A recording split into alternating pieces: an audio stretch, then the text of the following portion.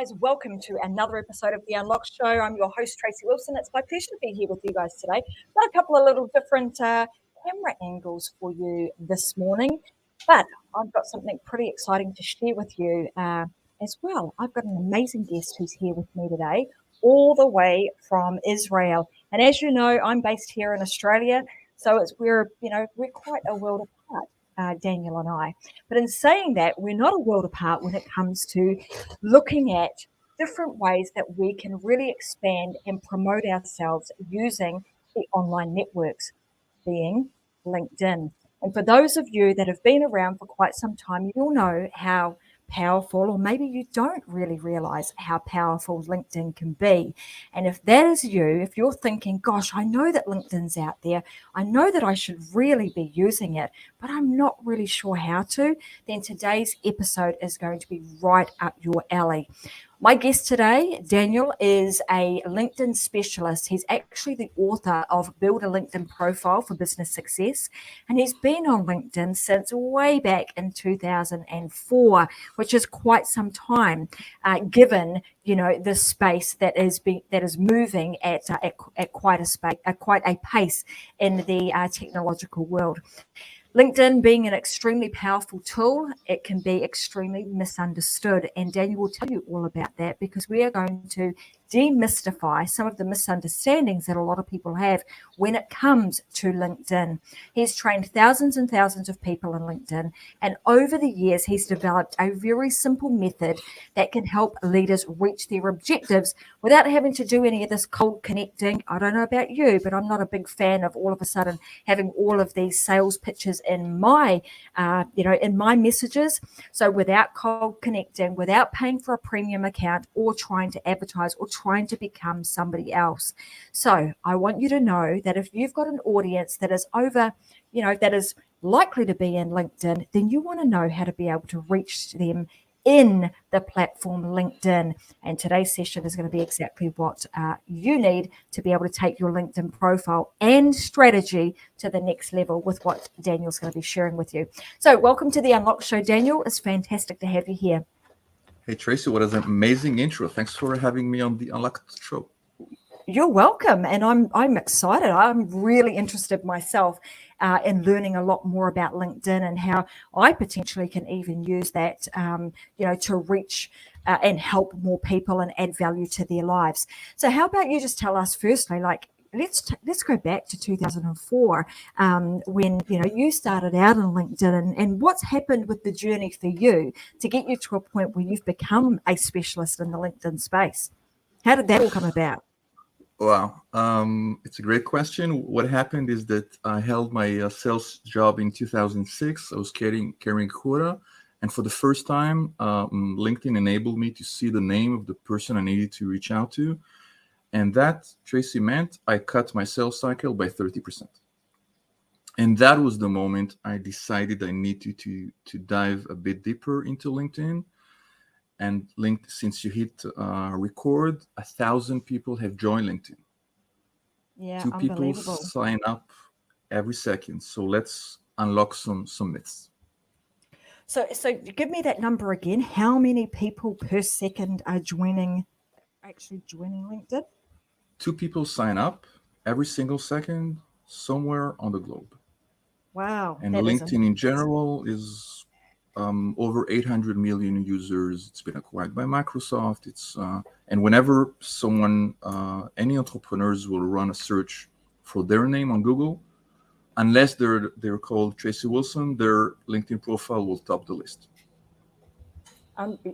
So that's just how powerful it is, right? And I think LinkedIn being that place that's really positioned themselves as being the go-to platform for professionals, right? It is really grown off the back of their B2B strategy has really ramped up that space, right? So let's talk a little bit more. And I'm sorry, I'm not on the screen right now, and I know we're just going to put you in the spotlight. I'm just having a bit of trouble with my camera, but it doesn't matter.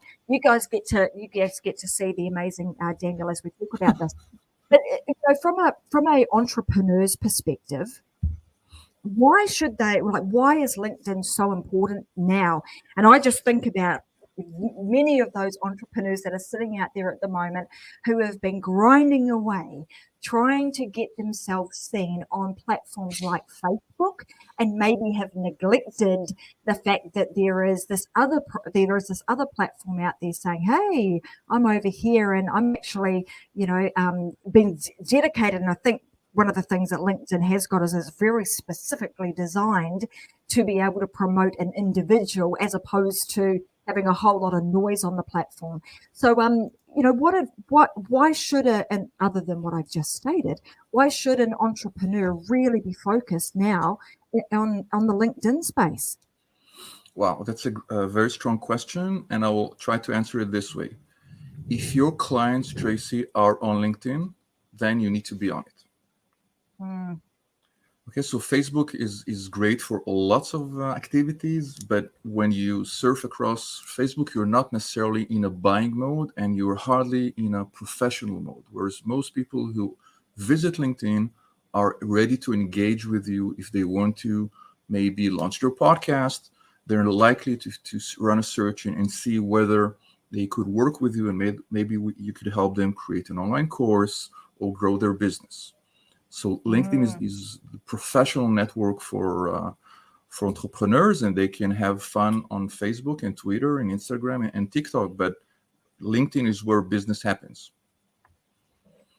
I mean, that in itself is, if that's not a good enough reason to make people sort of sit up and take a bit of notice, I don't know what is, because, with all these different platforms that are out there, I mean, you could turn your attention and try to be all things on the likes of TikTok. But given that LinkedIn has been around for such a long time, it doesn't seem to be going anywhere anytime soon, but it has created itself as being that. So when somebody goes to LinkedIn, like you say, they're all of a sudden mentally we're in that professional space where we're looking for certain things. We're wanting to connect with other like-minded professionals rather than, grab out your phone and just have a bit of call it playtime on the likes of TikTok and just, scrolling aimlessly.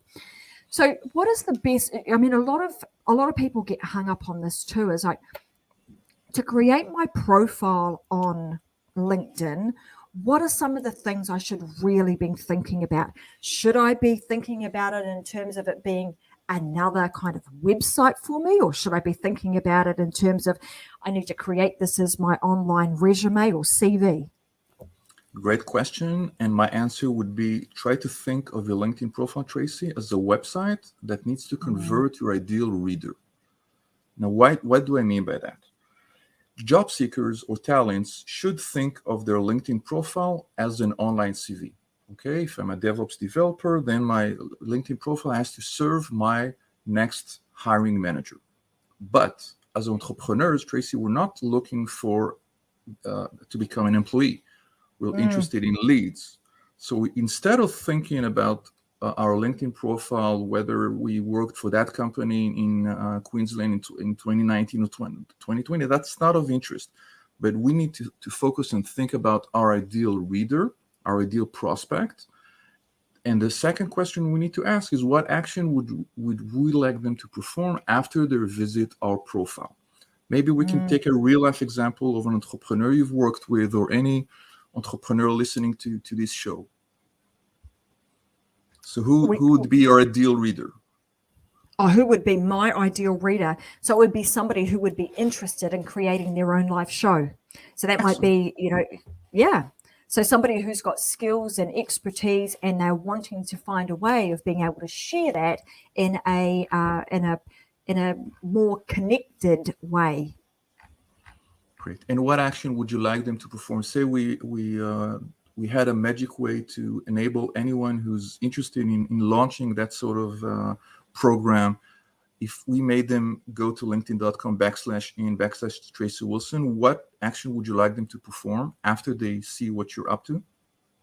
Well, you'd want them to reach out to you and build a connection so that you could have, well, we would call it a discovery call to determine whether or not they're the right type of client for us, and then we can continue to have that further conversation as to how we would work together if we're the right fit. Excellent. So it might be something as simple as that.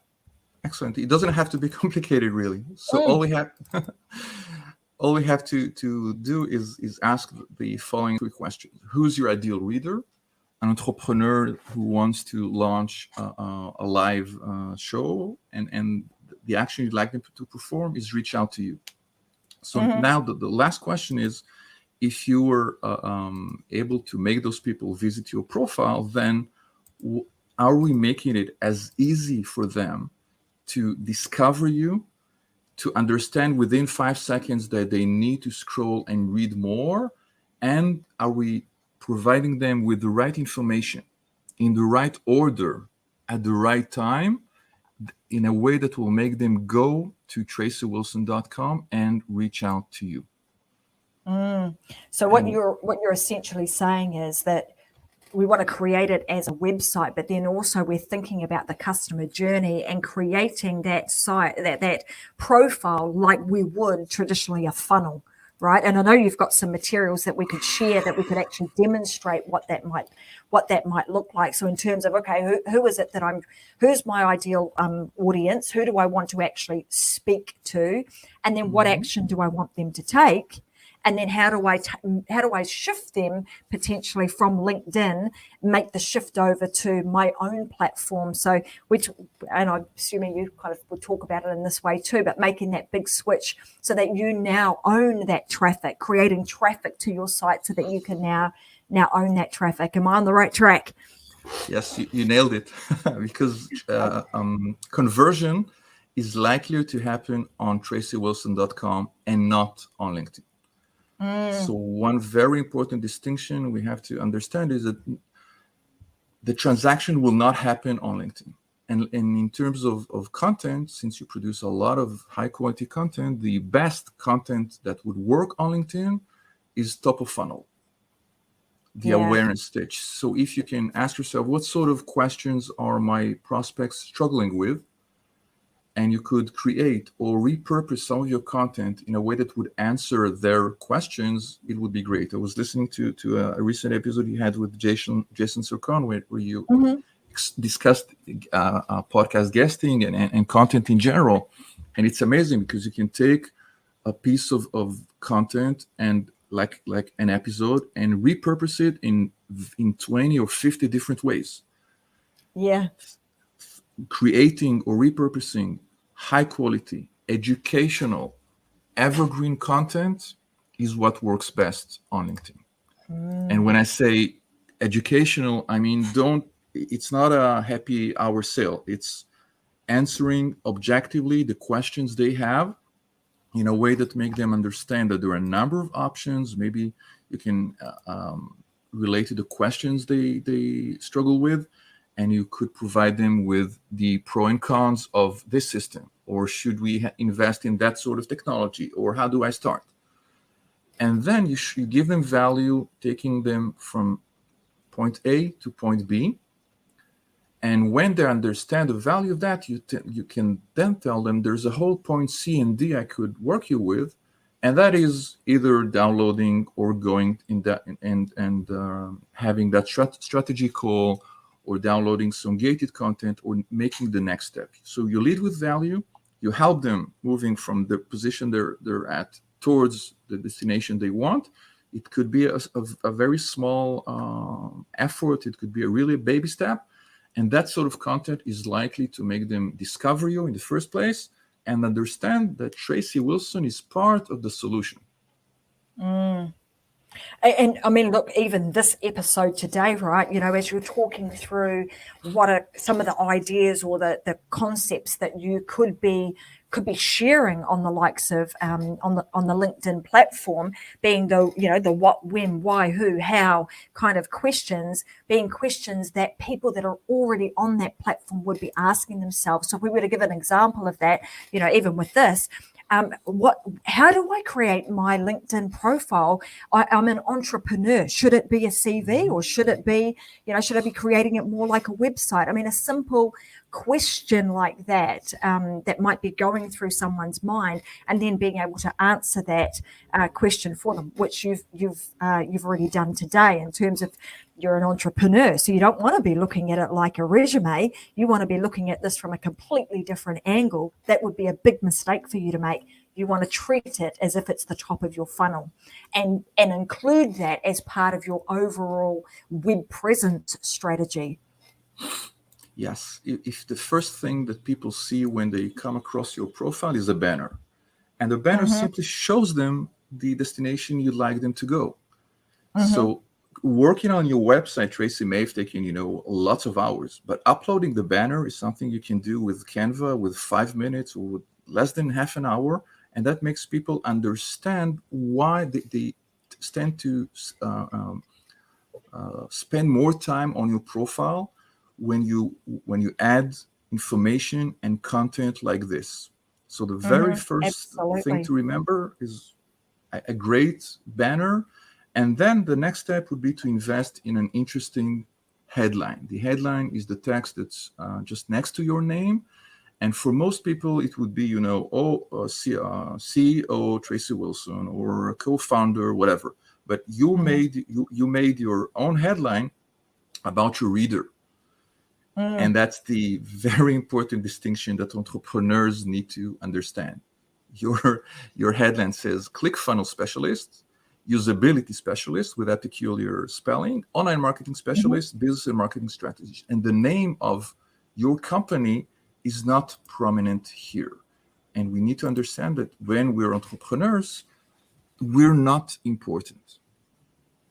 Our audience doesn't care about us. The only thing they care about is the way we can help them reach their objectives. Yeah. So tweak your headline like you've seen in Tracy's example, and add a banner, and that will make most of your prospects spend more time on your profile and probably get closer to understanding your part of the solution.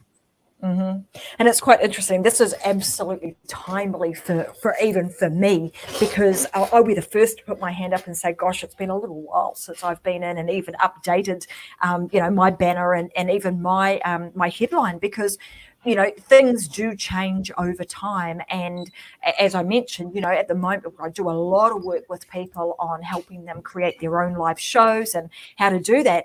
But even on my LinkedIn, it doesn't specifically state that. Being I was a ClickFunnels international ambassador.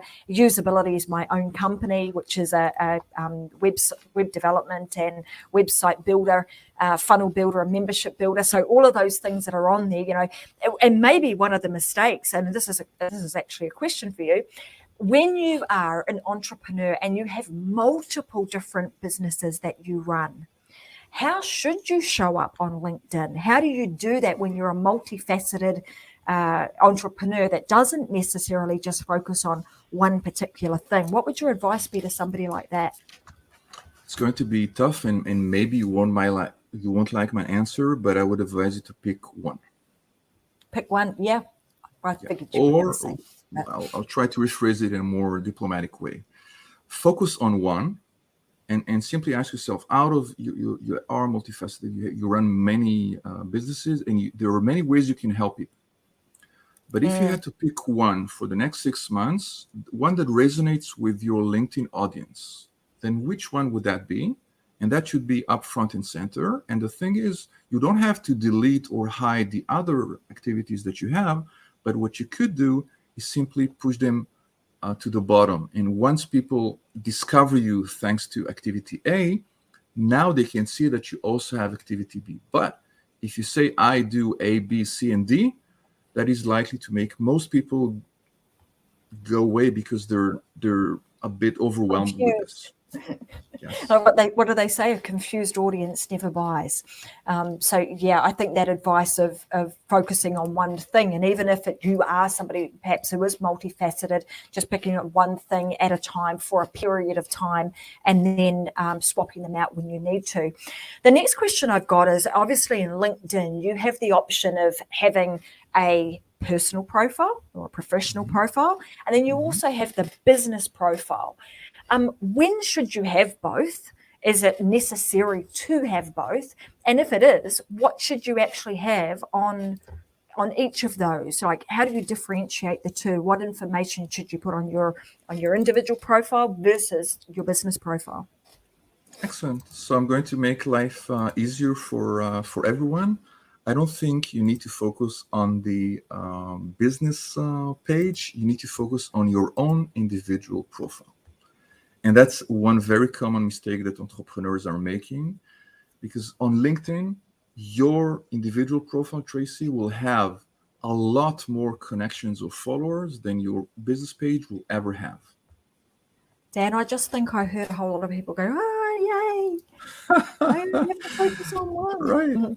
So I would simply ask, how many company pages are you following? And I can see that it's not a lot, because the natural action for LinkedIn users is to connect as individuals. You look someone up, you may decide to connect or not, but following a page is something that most people don't do.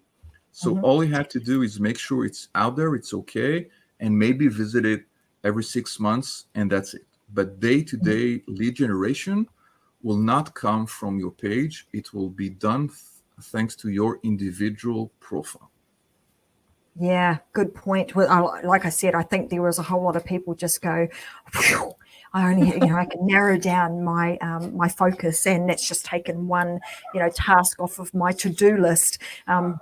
Thinking, oh my God, he's going to tell me I've got to create all my business profiles. Now, I noticed that you had something up there that you wanted to share. Did you want me to share that on the screen? If you want to pop that back up, I'll share it to the screen if it's relevant. If not, we've covered everything. That's cool. With pleasure. It's very simple. It's 5 misconceptions. Let me just pop it up there. Thank you. So you were referring to the company page, and what I advise our audience here is to focus on their individual profile. Because one thing we have to remember is that if we connected as individuals, then you would have access to my email and we could communicate outside of LinkedIn. Whereas, say, even if I decided to follow your page, you have no information about me. It's like I would go to Amazon and I would order the Shemith, or I would order your previous book. Then the entity that holds the buyer data is not Tracy Wilson, it's Amazon. Correct. So forget about the page, focus on the individual profile, because if we connect with an individual, then you're able to have the conversation outside of LinkedIn. What I know that I'm going to say of recent, but probably over the last kind of 12, possibly even 18 months, LinkedIn introduced LinkedIn video, live video. And I know that is something that a lot of people have been trying to get on board with. How do you get LinkedIn, to be able to do live video? For example, let's say I wanted to have this show streamed directly into LinkedIn. How would one go about doing that? And secondly, do you see that as a beneficial thing to do? Great. So maybe 20 seconds about the importance of video in general, and then we would segue into LinkedIn. Video is big and growing. So in general terms, I don't think you need to do anything for the sake of LinkedIn. But if your strategy also includes video content, then LinkedIn should be one of the ways for you to leverage that video. And it's very simple. You can have access to video live. If you become a creator, then you have automatic access. And LinkedIn is about to enable every user to have access to LinkedIn live videos. And LinkedIn live videos could also be pre-recorded. I've been on shows where we had a chat And then, because the show was scheduled to be on Friday Eastern, whatever, then the LinkedIn Live event was broadcasted across LinkedIn. And I think broadcasting across LinkedIn video that you already produce or think of producing should be part of your strategy. It strengthens your thought leadership. It enables people to consume content on LinkedIn, and it should be part of your strategy. Absolutely, and goes without saying, it gives you an opportunity for them to get to know you, actually see you. It just creates a completely different level of connection with the person when they're actually able to see who they potentially would be speaking to, right? So I think, anybody who is most people these days are on LinkedIn, and if you're not, then obviously you're going to follow some of the strategies and advice that Dan's given today, so that you can get yourself up and running on LinkedIn as fast as possible, and then potentially even creating, whether it's live stream content like so, to be able to utilize that, whether it's repurposed or streamed directly into LinkedIn for that specific purpose. I would highly recommend you do that. When we're in the likes of LinkedIn, and I know a lot of social media platforms, initially when you get on them, people have this focus around, I've just got to, connect with as many people as I possibly can. What on LinkedIn, what is, should you be going hard to try and get as many connections as possible? Is it a volume play, or is it more a value play? What's the best way to go? Excellent. So I think that based on my experience, there are two ways to approach this. One is to go for quantity. And that means you need to have 30,000 connections. And when you share something, you have great exposure. The second way to do it is to go for quality. That means you may have 200 or 800 connections, but you must know all of them well. And that is the best way for you to get referrals. Now, in my own business, referrals constitute probably 90% of my income and 90% of my clients. So if you prefer advertising, then go for a large network. If you are a service-based entrepreneur, then having a small, trustworthy network is way better. And the worst mistake entrepreneurs might make, Tracy, is try to aim for both. Because we don't want to make a choice. We want quality and we want quantity. So let's imagine I started with 200 connections I knew well, and that meant I could run a search and see an ideal prospect of mine and notice that the name of the mutual connection is someone I feel comfortable reaching out to. If I speak with that person and he's willing to make an introduction, that can translate into revenues and a paying client. But because I heard all the time that I needed to grow my network, like you said, so I decided to grow my network tenfold. Instead of 200 people, now I have 2,000 people, most of whom I don't really know. And I think I have exposure. The sad truth is that I don't have exposure. Why is that? Because when you share something on LinkedIn, maybe 2% will see it. And if 2% will see it, then when you grow your network from 200 to 2,000, instead of whatever it was, you only have 40 eyeballs on that content. But you now disqualified or polluted your network and your ability to get referrals, because when your ideal prospect looks at you and they see two names and they reach out to those people, then they will say, Tracy who? That's not the way to go. Yeah.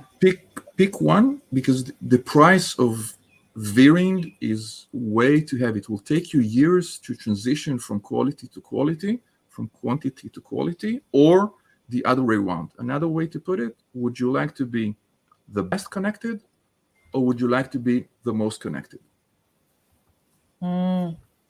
And these are really good points that you make, and I hope that people are, really thinking about it, because I think over the years people have really been trained to just go, friends, have as many friends as possible. But like you say, that there's that is a big danger in that, because you're diluting, polluting your network. And then when you do actually have something really valuable to share, it's no longer getting out to those people that probably would have brought it, probably would have, had a high chance of them being very interested in it. All of a sudden, you've got a whole lot of people that are like, yeah, whoopie-doo, not really that interested in that. And you've essentially wasted your opportunity. So I think that, really thinking about the strategy on there and thinking about, where do I put my time? So right now I'm thinking, the actions out of today's show, certainly for me, and I think for a lot of other people should be, because the Unlocked show is always full of lots of actions for us to take away. Go and look at your LinkedIn profile. Have a look at the imagery that you've got on there. So opportunity one, look at your banner. There's an opportunity on there for you to be able to actually speak directly to the people that you are trying to reach. Then utilize that headline and make sure that you put some really, something descriptive in there that's going to hook people and get them interested. Use the rest of the page to draw people down it so that they can, read more about you. Use the big switch and being able to move them from there with a call to action to your own, to your own page. And then really be thinking about quality. What do I need to do to make sure that I can go and friend or connect with all those people that are potentially interested in what I'm about, and likewise I'm interested, because I think it's always better if it's a two-way interest. If they're interested in what I've got to offer, I want to be interested in my clients too. I don't want to be working with people that I don't really have an interest in their business. It's not my thing. If they're not, for example, if you're vegan, you're probably not going to want to do a lot of work with other people who are not vegan. So, just making sure that those connections are nice and solid too. When it comes to that, so now I'm at the point of, okay, so I'm in there. I've got a whole lot of people I already know, but I actually want to start connecting with other people that I don't really know, but I'm committed to creating a relationship with these people. How do I find them? Great question. And I'll say this. You have to have a system before you connect or after you connect. What do I mean by that? If you are cold connecting, then you need to build a system that would engage with that person. That's something that's extremely difficult, because I'm sure you've received tons of pitches, people trying to connect with you, and 20 seconds after you hit accept, you get all sorts of amazing offers you would never even imagine you wanted, and that's probably one of the worst connection strategies out there. The other way to do it is to have a whole process before you connect. In other words, if I know that we're having a conversation, we're having a meeting, going to a conference next week, then I would wait for us to have a chat next week before I connect with you, because if people are going to ask you about the entrepreneurs would want Tracy to say something positive about them. And it's even more important to understand. I'm going to share my screen for a second about the metrics. Okay, the metrics are a way, the tendency of many entrepreneurs is to focus on the LinkedIn metrics. So should I have a gazillion connections, or how many people view this? But in fact, Tracy, as entrepreneurs, what should constitute our North Star is not the LinkedIn metric at all. It's the business metrics. So you mentioned a discovery call. Say you have 4 discovery calls a week, and you start using LinkedIn, and you now have 6 discovery calls a week. Then the minute you can translate those discovery calls into paying customers and paying clients is the moment you say, okay, so now I've grown my business. Now I have more people I can serve. And the truth is, you don't need to think about the LinkedIn metrics at all, because you could have 200 connections and a growing business, and you might have 2,000 connections with decreasing revenues. And at the end of the day, you don't need to say, wow, I'm God's gift to humanity, I'm popular, I have a gazillion connections. what you may want to say is that I've grown my business by 20% this quarter. So the LinkedIn metrics on the left should serve the business metrics on the right. And my clients gain revenues and orders and not connections or LinkedIn metrics. Yeah. And again, so many distinctions that you're making, throughout this process of, understanding the difference between, between what we should be actually focused on. Is it our individual? Is it the business page? Is it the LinkedIn metrics as opposed to the business metrics? And you're absolutely right, because in every instance, what you've just said applies. So it doesn't matter what platform you are working on, whether it be Facebook, LinkedIn, Twitter, Instagram, Google, whatever it is. A lot of the time, we're very focused on what are the metrics telling me on that specific platform. And, way over in the background somewhere, we might consider the business metrics when, in fact, what you're saying, bring those business metrics forward, because really they're the only ones that matter. If you can translate people through being a connection on LinkedIn, through to having a conversation, through to making the switch onto your site, through to having a discovery call that then translates into further business, then those are the metrics that we really should be looking at. Those are the things that start to move the needle and start to make a real difference to your business bottom line. Thank you very much. I think you said it beautifully. We don't need to. The platform needs to serve us as entrepreneur and not the other way around. And if we could rephrase it as a question, then as an entrepreneur on LinkedIn, think, am I doing the right thing or am I doing what's popular? Yeah. And this simple question should help entrepreneurs understand that if they focus on what's important, their business will grow. And I think I just want to make this point too, like you mentioned just a little while ago, about the systems of you need to have a system that you've created for either the before or the after, and maybe even both. If you've got the before and the after, well, even better still. But this comes down to planning and actually sitting down and thinking about your strategy before you just dive in head first, trying to figure out, fumble along and figure out the stuff along the way. What you're actually saying is take some time right at the outset. Think about, what is your play going to be? Are you going for quantity or are you going for quality? And I think Dan has said, I think quality is the much better road to go down. That quantity play is a very hard and long game that you'll be playing to try and get, to get to where you need to be. So fastest way to, to success is through quality. And then applying all of these things that you've shared with us today. I also want to know, the next question a lot of people have is, how frequently should I be posting on LinkedIn? Like, is it a once a day thing? Is it 10 times a day? Is it, how long or how short should it be? Is it written? Is it video? What's the best, in your opinion, if you were to come up with a strategy that is going to give an entrepreneur the biggest bang for their buck in both return and time, what would it be? Maybe this answer is something you like. You don't have to share a lot on LinkedIn. Mm-hmm. The thing is that most of our connections are not interested in seeing so much content coming from any single source. And if you try to share things even once a day, then that will turn some of them off. They would feel that we are hijacking their feed.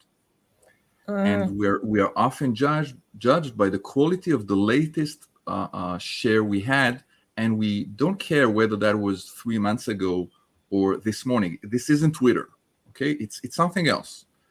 And my question would be, maybe it would be enough for you to think once a month about the best high quality educational content that you've produced or read, and this is what I would share. There were quarters I haven't shared anything, and my business has grown during that quarter. So there shouldn't be any obsession about being seen. Certainly, if you go to the quality way.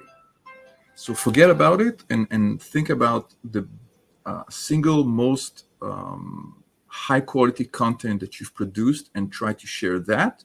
It could be images, it could be quotes, it could be also repurposing or curating content you've read, because producing content, as you know, is time consuming, and some of entrepreneurs may fail to produce that content.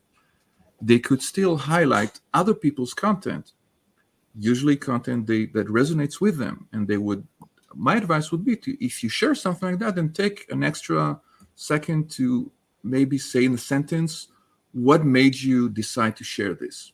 Okay, maybe one quote that stuck with you, or even in some cases a point you disagree with the author about it. It could be more interesting than just dropping the link out there.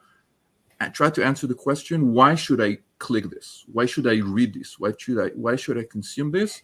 And if you're providing the reader with the explanation, then they're likelier to visit it if it's of interest to them. So, I mean, that goes back to that same strategy, right? Quality over quantity. So instead of feeling like, oh my God, I've got to become a content creation machine and just be creating, all sorts of things on there and take time consuming, just be very thoughtful about what you're going to be posting on there. And I sort of look at that as more of I say almost like a professor's standpoint, rather than the student, hey, look at all the things that I've done. It's like, just on the once a month situation where you are sharing really good, high quality information that really does elevate your level of influence and authority on the platform. Excellent, because this will make me, next time I see Tracy Wilson's content, I'm likely to try and check you out. Whether if you post it 6 times a day, then at one point people will become blind to your content. They will not click on that. They would not engage. In some cases, they might even either unfollow you or disconnect. So you're doing a disservice to yourself if you think you need to be out there 24/7. You don't. Yeah, you become the white noise that is everywhere, but nobody hears it. So I know you talk about this in the sense that trying to get exposure can be is overrated for that reason, right? That too much of it is like, it was nice to begin with. Thanks for coming, but now I've had enough of you. I'm full up. I don't want to hear from you anymore. Whereas if you're just drip feeding, you're giving them a little bit at a time. It's like, yeah, I want some more of that. I'm interested in reading more or listening to more of what you've got to say. So, is there on that particular platform? Because I think a lot of people also can get a little bit afraid of, I've got to be so perfect on there. Everything's just got to be just so, because I'm in a professional playground, so to speak. Is that true? LinkedIn is the world's professional playground, so there is some truth to this. But the question I would worry about is, first, are you looking professional on LinkedIn to begin with? Before it boils down to whether sharing should be our focus. It doesn't, and our profile is associated with everything we do on LinkedIn. So I'd like to share my screen maybe for last time and show something else, and that's the quadrants that show the amount of connections we have and the amount of information we provide to our readers. So Tracy, when you signed up and when I signed up, when everyone signed up, we started where both axes start. And then since every connection we accepted moved us further to the right. Okay, so if we have 100 connections, we're there. If we have 200 or 2,000, we've moved to the right. I'd like our readers and our viewers here to focus actually on the axis that shows the amount of information we're providing to our readers. And if we want to convert them, if you want the person who wants to launch a live show to understand that Tracy Wilson is a solution to their problem, so you have provided great information on your own profile. You don't expect them to Google you and find information elsewhere. You curated that content and you provided that in a nice, visually appealing way on your profile. Now, the best quadrant to reach as entrepreneurs would be quadrant number 4. Let me ask you this. Say you had 2 ways to reach the scale your business sales. One way would be to connect with as many people as you'd like, go to the right, and then improve your profile. Way number 2 would be to build a decent profile first and then connect with as many people as you'd like. What do you think would work best, Tracy? Well, I would say option 2. Excellent. And what do you think most entrepreneurs, which route do they usually They'd take? go option A, thinking, I'm just going to go and connect with a whole lot of people and then I'll update my profile. I mean, I'm sort of seeing where you're going with this now. Okay, so you do that, and then all of a sudden, all those people that you've just connected with, they're going to go check you out. And so they've actually checked you out before you've had time to even update your profile and put all of your, new fancy stuff on there and positioned yourself well. So it absolutely makes sense now that we've been through all of these things today, do your profile first and think about the strategy, give it some real thought. Create all of this so that you have got, because you'd never send somebody to a website that you've not built. But that's the equivalent, actually. That's the equivalent, because if you connect with 1,000 people and then you imagine I would own the number 1 result for Tracy Wilson, and then when I go there, then people would see a website that's under construction. That's the exact equivalent of connecting with people before your profile converts. So I'm not saying connections are unimportant, but timing is important. And before you send people to your website, you want to build it. And before you send people to your profile, you want to make sure it converts. Absolutely.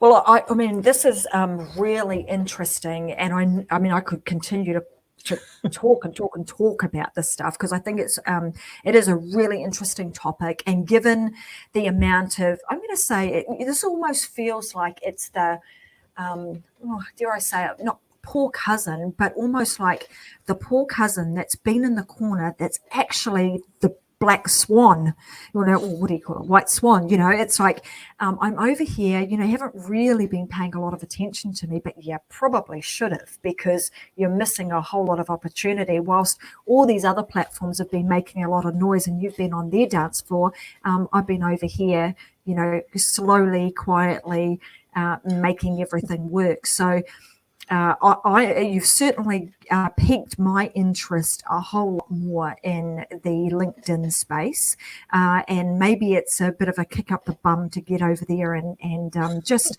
do a bit of housework. Spring clean and housework and get that just so. And now that we've talked through these things, as part of my own personal strategy would be to look at this on at least a 6-monthly basis, focus on a particular thing, go back, readdress it. Is the strategy still the strategy?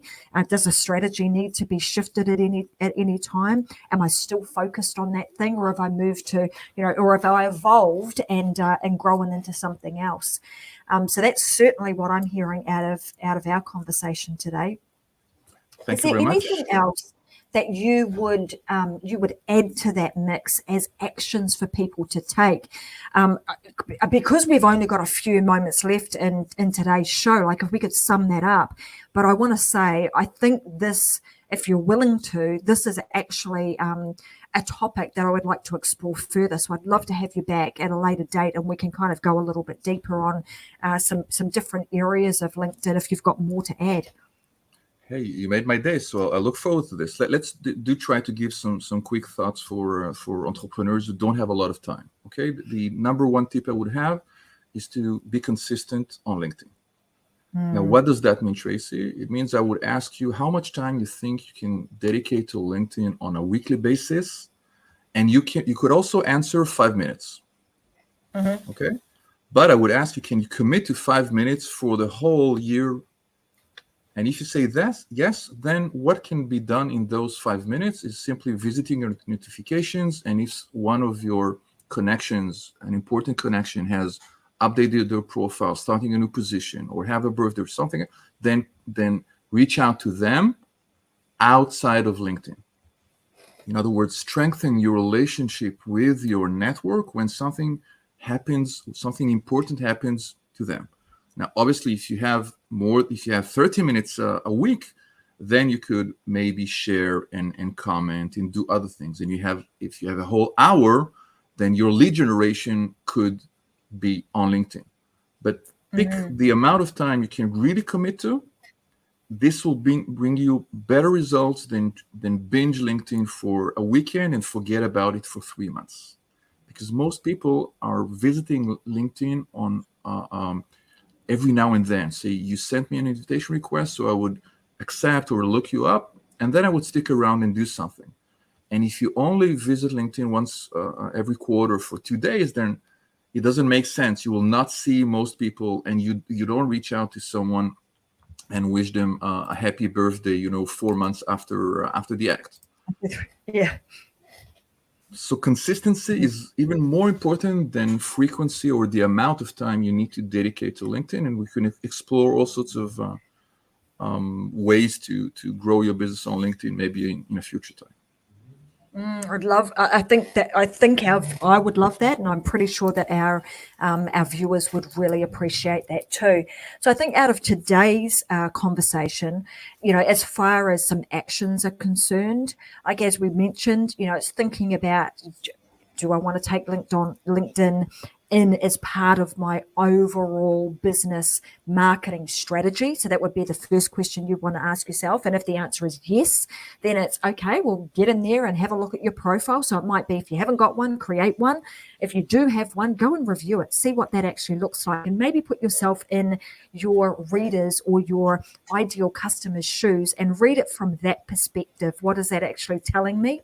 And then again, that mindset shift around, I'm an entrepreneur in this case, so I want to be looking at my LinkedIn profile as like as an extension of my web presence. It's like my website, and we want to get that up and looking the part with all the right things on it before we start connecting, and then making the decision around, is it quality or is it a quantity play that you're going to go with? And as Dan and I have talked through today, we think it makes absolute sense for it to be around quality.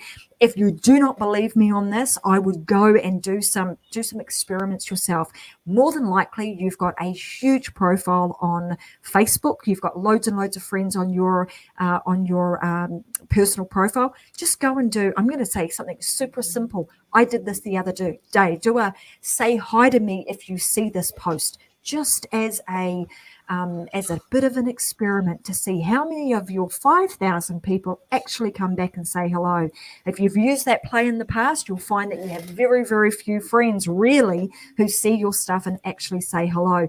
No, it's a completely different platform, but that's how the algorithms work. So just, that's just as an example of going down the path of a quantity play, and then thinking about how much time can I spend on this platform? Can I at least carve out, 10, 15 minutes, an hour a week to dedicate to the growth of my LinkedIn strategy, and then using that to do some very specific actions on there. And that's the part that I'm going to leave it at, because I think the next piece of this, when we get Dan back, we'll be talking about, so now that I've carved out the space, now what do I do? Where should I spend my time? What should I be, where should I be spending my time again to get the biggest bang for my buck? So I think this has been a fantastic episode, Dan, and I want to thank you for sharing your knowledge and your wisdom around LinkedIn. I truly think it's one of those things that has been the black swan in a lot of ways in the social media space, because it's been there for a long time. A lot of people use it really, really well. Others have been playing in another space, and as we know, I don't even have to name these other places, but they're not doing so good, particularly if you're doing, anything organic. Well, thank you very much for that cliffhanger. I look forward to be part of the Unlocked show again. And thank you very much for your time today. Absolutely. Well, thank you for being such a fantastic guest. And I thank all of our viewers for tuning in and watching another episode of Unlocked. I do want to leave with this. Dan has made a very kind offer to us. Later down the track, I'm going to put a link on here, and it's more than likely going to be this link that I'll just pop up on the screen right now, that you'll be able to go to get yourself a copy of some details around LinkedIn. Dan's going to put these together to really help you with your strategy. We will have this available within the next few days. So don't click it today. Come back in a few days' time, and you'll see that there'll be some goodies waiting for you right there on Dan's website, which you can see at the bottom of the screen right now. And this will also be in the show description with a link to where you can get those freebies. Dan might like to share with you today a little bit about what you can expect to find there. And if he might not too, he might just say, hey, I'll be a little surprise. Over to you, Dan, if you want to share that. Thank you very much, Tracy. We've discussed connections in a number of ways in the Unlocked Show today, and W Connection is my very comprehensive guide about connections on LinkedIn. Anything from quantity and quality, the price of trying to change, disconnecting from people, re-engaging with existing connections. Everything I know about connection is packed in there, and it's my gift to the Unlocked community.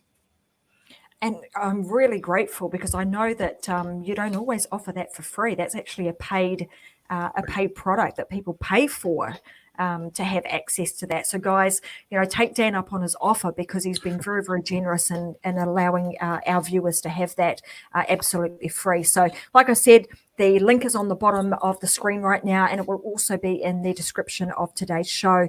But that's it for today's show, guys. I hope you've enjoyed this session. I most certainly have, learning a lot more about LinkedIn. And, Tracy's going to go and get her butt over in the LinkedIn space and do a little bit of work over there.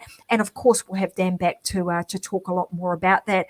And if you know anybody who would like to start their own live show, well, now you know where to come. You can come and, tap me on the shoulder, go find me on LinkedIn, hold me to my comments of getting in there and updating that, and you'll be able to connect with me, and I can talk you through some ways that you'll be able to start your own live show so that you too can build your influence and authority right the way through 2022 and beyond.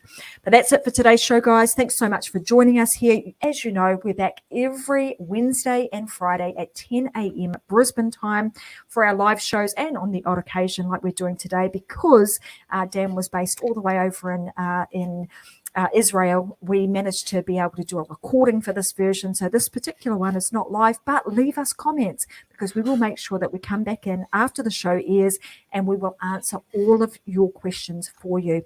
So that's it for today's show. Thanks, everybody. Have a fantastic week wherever you are in the world, and we'll see you guys again on another episode of The Unlocked Show. Bye for now.